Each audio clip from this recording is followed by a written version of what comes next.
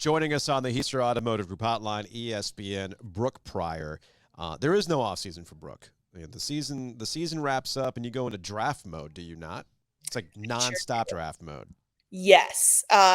There's like a break where you can think about like who's going to re-sign and, or any coaches departing the Steelers, which, as you know, no. But yeah, no, football. Much to Giglio's delight. Yeah, well, I'm not going to miss an opportunity to bring that up.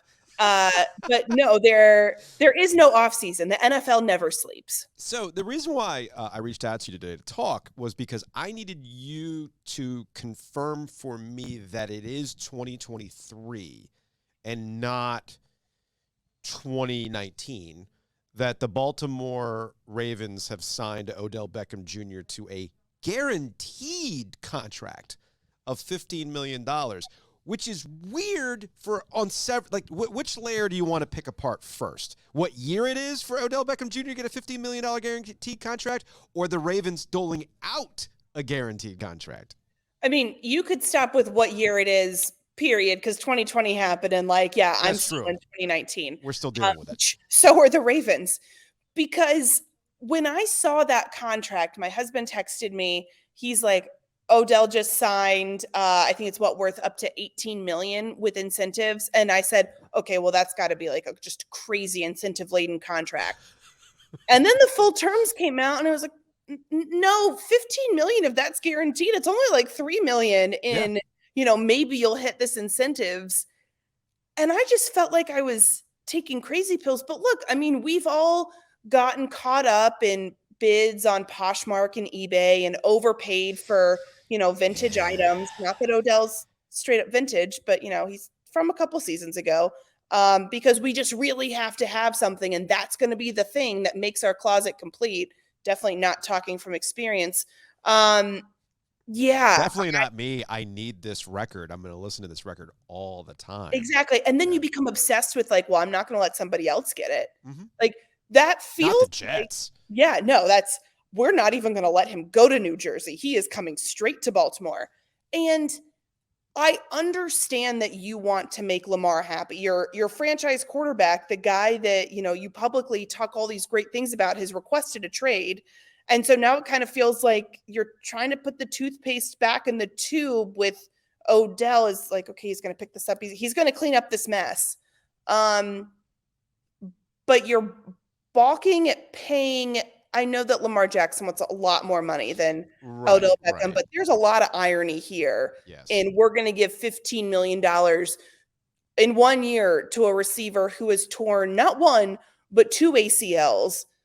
But God forbid you pay your MVP quarterback who's had, let's be honest, he has had an injury history, but it's not 2 ACLs. Yeah. There's just a lot of levels here that I'm still having to wrap my head around. But, sure, go ahead. Maybe this will be the thing that gets your offense going that Todd Monken can work with, but it's a lot of money for a fingers crossed. I'm sorry, Todd Monken or Matt Canada? Todd Monken. I know that they are one and the same, but no. The Matt Canada of Baltimore. Oh, over in Baltimore. Baltimore, I got my Steelers and Ravens confused. Oh, my goodness gracious. Look at me. You got me discombobulated. Brooke Pryor, ESPN, joining us here on the Heister Automotive Group Hotline. I was just so mesmerized by the thought of O'Dell Beckham Jr. being tutelage with Matt Canada. One can dream. Getting that jet sweep. Getting the Dan jet sweep Orlovsky action. wanted it to happen. Dan Orlovsky was on my network for a week saying that the Pittsburgh Steelers should sign O'Dell Beckham. That was never going to happen. The Steelers are certainly not going to be the team that pays OBJ $15 million guaranteed. Are you allowed to say that what's going on with Lamar Jackson is collusion? I can say that that's what it feels like it is. Okay. But because when he said, is it 2019, I'm thinking, are we still, or I thought he was actually going to say 1985, 1975. Are we still judging quarterbacks based on the fact that they're not allowed to run? Yeah, or like what in the world is going on? There is that too. With how the league is viewing a former MVP right now. Right. And the way that as soon as it came out, everybody's like, nope, don't want him. Really, yes. But we're all going to kick around other but Deshaun Watson is in high demand and everybody's in an arms race to get him. As far as I know, Lamar Jackson doesn't have those kind of skeletons. Not even in a closet. They're on Deshaun Watson's front yard. Yeah. And there was still no depression in his market. The whole thing is very, very strange. And Lamar Jackson hasn't really done anything other than, I guess. Well, let me put it this way. And Brooke Pryor, ESPN, joining us here on the OG alongside Joe Giglio. I'm Joe Ovias. Do we know what Lamar Jackson honestly wants? Because people keep saying, well, he wants the Deshaun Watson contract. I can infer that. But because he doesn't have an agent, and he's the one who ultimately controls the conversation with his tweets, what do we know that Lamar wants or does not want in terms of a contract? I think what we know he wants is that he wants to feel valued by the Baltimore Ravens. He wants to be told, you are our guy, point blank, period. And the way that he knows that he's valued is by getting more guaranteed money than Deshaun Watson. Yeah. And it's not that his entire contract has to be guaranteed. It's that he just wants wants Deshaun Watson's guaranteed money. Then there can be some more, that isn't. But I think that, the Browns really put the rest of the NFL in a tight spot by guaranteeing all that money. And I don't blame Lamar Jackson at all for saying, okay, so you're telling me this guy that hasn't played football in 2 years and has all of these issues is worth this much money? Well, I'm an MVP that is being heralded as generational talent. We've never seen anything like it. And you're telling me I'm not worth what he is?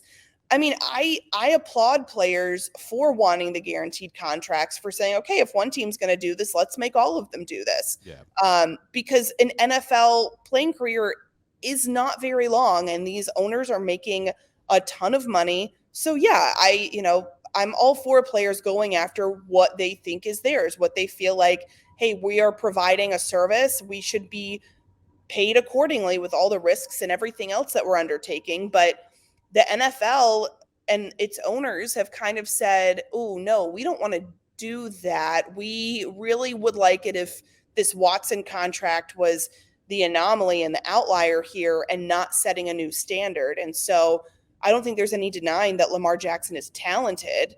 They just don't want that to become the new norm by saying, okay, we'll play game. We'll play ball with Lamar here. And this is also where he's hurt by not having an agent.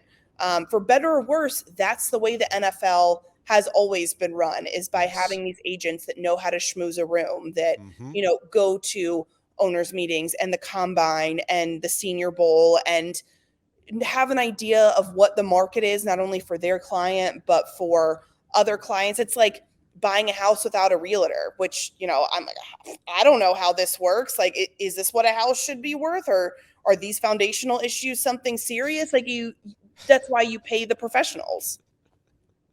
As somebody who's sold a house to somebody without a realtor, I wouldn't recommend. Shout out to my realtor, Bo, who ended up helping out of the kindness of his heart to help them understand what they were getting themselves into. Brooke Pryor, ESPN, we appreciate your time as always. I know the offseason is a weird one, even with the draft and offseason stories and everything else, so we appreciate the time. I just find it interesting that the Lamar Jackson story has taken a new turn with this OBJ news and impacts on Aaron Rodgers as well. Up in New York, I'm sure that Mike Greenberg is taking this news over the weekend very, very well, because it might mean that Aaron Rodgers doesn't come to New York or something like that. I don't know. It's taking forever. I had a tweet ready to send that was like, Aaron Rodgers to Baltimore confirmed, but I was like, I don't want to be that person, because there are too many people that are like living and dying with every breath that Aaron Rodgers takes. So I'm not going to do that to my coworker. Yeah. Don't do it. He just put out a book. Being on his show. You like the other show. He just put out a book. Yeah. Don't harsh his vibe. Right, exactly. I want to let him just live in the happy place that he's trying to create for himself. But to me, the most interesting thing of all of this is that the Ravens tweeted from their official Twitter account the screenshot that Lamar put on Instagram of him FaceTiming OBJ. It's like the Ravens being like, no, see, look, they're happy. Like, surely this must mean that Lamar's he doesn't want to be traded anymore. But it's like, guys, you're the ones that have the power to keep him happy. Like, you can give him a toy, but maybe you should also pay him. I feel like the triangle trained you for these types of things, because we're back here still trying to read in between the lines of tweets from basketball players about who's doing what. So it's just the world we live in. Actually, Brooke Pryor, ESPN. We appreciate it. We'll talk to you later. See you guys.